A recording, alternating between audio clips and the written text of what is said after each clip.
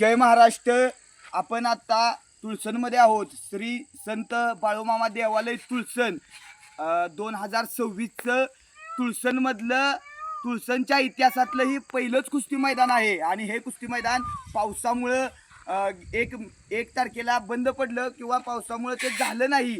ते मैदान या ठिकाणी गुरुवर्य बापू महाराज तुळसणकर यांच्या माध्यमातून या ठिकाणी तुळसणमध्ये पार पडणार आहे। आणि ते उद्या दिनांक 17/4/2026 रोजी या ठिकाणी पार पडते। आणि नंबर 1 ला महान भारत केसरी माऊली भाऊ जमदाडे यांची नंबर 1 ला आकर्षक अशी कुस्ती घेतलेली आहे। मानाची चांदीची गदा त्यांना संत बाळूमामा केसरी किताब आणि मानाची चांदीची गदा नंबर 1 ला ठेवलेली आहे।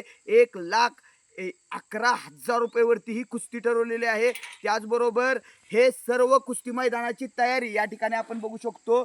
भव्य दिव्य स्वरूपात या ठिकाणी तयारी झालेली आहे।